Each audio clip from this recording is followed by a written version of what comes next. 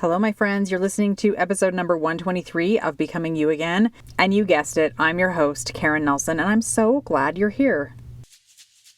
Welcome to Becoming You Again, the podcast to help you with your mental and emotional well-being during and after divorce. This is where you learn to overcome the grief and trauma of your divorce. We're going to do that by reconnecting with yourself, creating lasting emotional resilience, and living a truly independent life so that your life can be even better than when you were married. I'm your host, Karen Nelson. All right, my friends, I am glad to be back with you. I've got kind of I think maybe a little bit more fun episode for you today.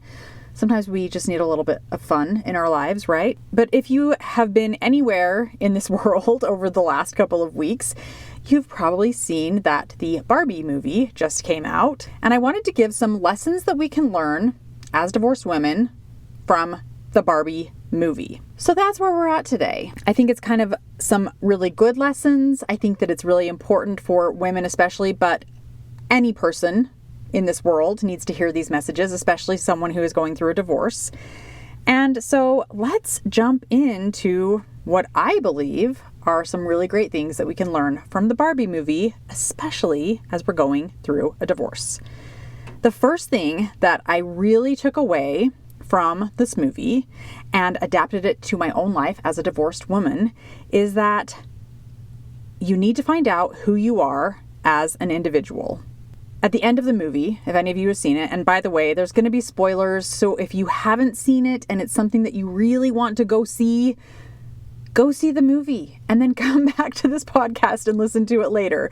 I'm definitely going to be talking about things that are talked about, things that happen, speeches that are given, like things that happen at the end, so definitely spoilers. But if you've seen it or you don't care and you haven't seen it, then stick around. So, here we go into some of the spoilers. At the end of the movie, Ken opens up to Barbie, telling her that he doesn't know who he is without Barbie because it's Barbie and Ken. And that the only way he ever even felt like he had a purpose to his existence was if Barbie looked at him, was if Barbie acknowledged him, was if Barbie said something to him or made plans with him. And other than that, he had a very difficult time even knowing what his purpose was, who he was, what he was supposed to be doing in this world. And so upon hearing that, first of all, Barbie had no idea. And second of all, she explains to Ken that it's really important for him to figure out who he is on his own, outside of Barbie and Ken, outside of that relationship, outside of his job, outside of his hobby. She explains that it's not Barbie and Ken, it's Barbie and it's Ken. And I think that this is maybe one of the most important things that anyone needs to learn to accept, to adopt after they go through a divorce.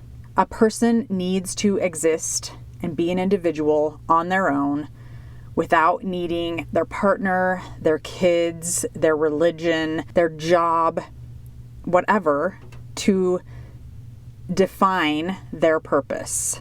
And when you go through a divorce, this can be a very difficult, challenging thing to do, but in my opinion, I think it's the most important thing to do. Find out who you are as an individual and accept and love that person for who you are. This for me, can you hear my cat? My cat is meowing outside the door. Sitting in my closet recording this podcast. And of course, my cat is like, "Ooh, let me in. That seems so fun to be in that closet with you." It's actually not. I'm not going to open the door, so you might just hear some more. So you might hear some more meowing, but here we go. For me personally, this was something that I absolutely had to learn about myself. And it's something that I continue to learn. I don't think that once we figure out who we are, that's it. And now there's no more growth. There's no more understanding. I just don't believe that. I think we're continually learning more about ourselves. I think we're continually growing and evolving and changing. And the more we open up to that and accept who we are, the better off we are. The better off we'll be, the better off the world will be, because we don't need the world to change for us to be able to feel something, for us to be able to love ourselves, for us to be able to feel worthy of being here. We get to understand that that worth is inside of us and is inherent naturally, and we get to understand and accept ourselves because of it. And I've talked about this before, but I was married for almost 20 years, and I definitely was the Ken character in that relationship. I was the one who, really put all of my worth, put all of my existence, put all of my importance on that relationship. And I didn't know who I was. I didn't know how I was an individual. I didn't understand my worth. I didn't see my value. I had to learn those things. I had to get to know myself, and it was rough and it was hard and it hurt and it was sad, but it was also really fun and really exciting and really enlightening and beautiful. I want you to be able to say those things about yourself and recognize those things about yourself as well, without needing someone else to point them out, without needing someone else to accept them, without needing someone else to say that it's okay that you exist. Because you, being here, being born, automatically and inherently makes it okay for you to exist. All right, the second thing that we can learn from the Barbie movie is patriarchy. Now, I know this is a buzzword, and to some people it is very off-putting, and to other people it is very real. So let me kind of give you a little very brief history lesson of patriarchy, because in the Barbie movie, patriarchy is a theme, and it is talked about a lot, but it's a little bit lighthearted in the way that it is portrayed, and that's okay. It's giving everyone like a base understanding of what patriarchy is. And it goes so much deeper than what the movie portrays, and that's okay. So let me just explain very quickly what patriarchy actually is. It is the system that the world was built on centuries, not just within the last 100 years, 500 years, not even 1,000 years, even more centuries ago, that is still present to this day. In fact, there's a line in the movie when Ken is in the modern day world, and I can't remember specifically what he says, but Ken is very enamored with this idea of patriarchy, because in Barbie's world, the Kens aren't in charge. It's the Barbies that are in charge. It's the Barbies who are on the Supreme Court. It's the Barbies who have all of the jobs. It's the Barbies who kind of run that world. And Ken doesn't understand what it's like to live in a world where that isn't a thing. And so he gets to the modern day world and realizes that there's a thing called patriarchy. And he thinks it's really great. But there's a line in the movie when Ken says something to a man where he sees women holding jobs and working, and he's like, says to this man, well, I thought patriarchy was the thing that was in charge here, something like that. And I thought patriarchy was still around. What's going on? And the man says, oh, it's still around. We're just much better at hiding it. And what I find really fascinating is this is such a throwaway line, but it holds so much truth in today's world. But I do want to say that I'm not saying that there hasn't been change that is happening. When we compare our world now and women's freedom and women's right to independence to, as I said, 100 years ago, 500 years ago, even 1,000 years ago and on, we are light years ahead of where they were back then. However, there is still more change that needs to happen. Because of the patriarchal system that was created centuries and centuries ago, women and men, not just women, but everyone has been culturally programmed to believe that women are, in a sense, second-class citizens. And I'm going to explain more about that in the third one. You'll understand what I'm saying when I get there. But women have been culturally programmed to believe that we need to be good, that we need to stay in our box. And it's not a coincidence that this is exactly what the CEO of Mattel wants Barbie to do to keep her in line, to get her back to Barbie world after she comes to the modern day world. He literally tries to put her in a box and tie her into the box and take her back to Barbie world. He doesn't want her to think He doesn't want her to speak. He doesn't want her to feel. He doesn't want her to emote. He doesn't want her to learn or to experience or to take up space or to evolve. And for women, that is something that we sometimes feel like we don't have a right to do. We sometimes don't feel like we have a right to voice our opinion. I know for me, when I was married, I was never outright told, your opinion is wrong, but I was often laughed at, shamed, or made to feel inferior because I held an opinion that maybe wasn't agreed upon, which made me feel like it was wrong, which made me then not want to voice my opinion because I didn't like the feeling that there was something wrong with it. And as a side note, with this going back for centuries and centuries, we as women have taken it upon ourselves to question everything that we think and do. How many times have you gone through something and thought to yourself, am I crazy? Is this actually happening? Or am I wrong here? Am I the asshole here? Or question yourself when something felt just a little bit off. You just weren't sure what it was. And then you've been told that your intuition is wrong, is bad, is too emotional for your entire life. And you've seen that story and that idea around you everywhere you go, that you decide not to listen to it, that you decide that maybe I am crazy, maybe I am wrong, maybe everything is fine and I can just ignore it. How many times has that happened in your life?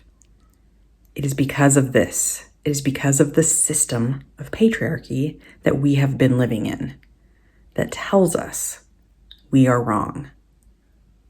We are too emotional. Our intuition is silly, and we are crazy. So there's this whole system that has been put in place for women. And why is this important when it comes to divorce? Well, it's important because we as women have to do the work to step into speaking up for ourselves, to step into asking for what we want, to step into taking up space and voicing opinions and not worrying so much about what the outside world thinks of us. And the more we can do that, the more this system will break down. It's not going to happen overnight. It hasn't happened overnight, but things are changing. And that definitely leads me to the next lesson that we can learn from Barbie. And that is that society has a double standard for women. But there's a speech in the movie by a character named Gloria, who is played by America Ferrera. And I'm going to read the speech. So for those of you who know, you know what I'm talking about already. You already know the speech. You've heard it. You probably maybe cried or you felt very seen at the very least. And for those of you who haven't heard it, I just want you to listen to the words and understand for a minute, if you're a woman, so many of us feel this way. And if you're a man, this might give you some perspective about what it's like to be a woman in today's world. So this is Gloria, and she's speaking to Barbie, and I quote, "It's literally impossible to be a woman. You are so beautiful and so smart, and it kills me that you don't think you're good enough. Like, we have to always be extraordinary, but somehow we're always doing it wrong. You have to be thin, but not too thin. And you can never say you want to be thin. You have to say you want to be healthy, but also you have to be thin. You have to make money, but you can't ask for money because that's crass. You have to be a boss, but you can't be mean. You have to lead, but you can't squash other people's ideas. You're supposed to love being a mother, but don't talk about your kids all the damn time. You have to be a career woman, but also always be looking out for other people. You have to answer for men's bad behavior, which is insane. But if you point that out, you're accused of complaining. You're supposed to stay pretty for men, but not so pretty that you tempt them too much or that you threaten other women because you're supposed to be part of the sisterhood. But always stand out and always be grateful, but never forget that the system is rigged. So find a way to acknowledge that, but also always be grateful. You have to never get old, never be rude, never show off, never be selfish, never fall down, never fail, never show fear, never get out of line. It's too hard. It's too contradictory, and nobody gives you a medal or says thank you. And it turns out, in fact, that not only are you doing everything wrong, but also everything is your fault. I'm just so tired of watching myself and every single other woman tie herself into knots so that people will like us. And if all of that is also true for a doll just representing women, then I don't even know. End quote. So that is Gloria's speech, and it is powerful and it is true. And I know that I have felt all of those things. And I could guarantee that probably 99% of the women who are listening to this podcast right now have felt that way at one time in their life or another. There is a double standard in this world. We can't deny it because it is there. But also, I do want you to know that it is totally okay for us as women to do our best to let go of fear of other people's opinions. FOPO, as I have heard it called, and as I have been referring to it lately because I just really love that. We all know FOMO, fear of missing out, but I think the more important one is FOPO for sure, which is fear of other people's opinions. Society and patriarchal systems that have been set up have put women at a disadvantage in many, many ways, just as Gloria's character points out. And this sucks. Like, let's be real. This sucks. It sucks that this is just another thing that is heaped upon us, that if we want to make changes, we as women are going to have to take it upon ourselves to make those changes. Yes, there are going to be some men who also understand and want to create change as well. But for women, so often there's this idea that boys will be boys and men will be men, and they're going to keep doing what they're doing. And it's up to women to make the change if they want anything to change. And so I hate to say it, but if we want change to happen, if we want to create a better life, if we don't want to have a double standard, if we want to feel independent in our lives after divorce, if we don't want to have to rely on a partner to feel secure and safe and happy, we are going to have to be the ones to make the change. We are going to have to step up and create the life that we want. Divorce is the perfect time to be able to do that. Now, does it mean that you have to be divorced to do it? No, of course not. If you're married, you're staying in your marriage, whatever, go for it. Figure out who you are. Figure out what you want. Do your best to take up space and use your voice and ask for what you want. And disregard this double standard and let go of what other people are thinking about you. But divorce can be an amazing catalyst to figure out that it's okay for you to be this person. It's okay for you to have an amazing life, and you don't have to have someone else right there by your side showing you how to do it, telling you what to do, deciding for you what your life should look like. The more we can get past this idea of what other people might be thinking of us, which is what so much of this double standard comes from, right? It's like, oh no, what are these guys thinking of us? What is that other woman over there thinking of me? What will my boss think of me if I do this? I mean, for me personally, like that came into my decision making when I was trying to decide if I even wanted a divorce. All of those, what will other people think of me thoughts came into my head, and it held me back from making the decision that I knew was right for me for so long, because I was so worried about what will the kids think? What will my parents think? What will my soon-to-be ex even think? And I was not taking into account at all my own knowledge, my own knowing of what was right for me.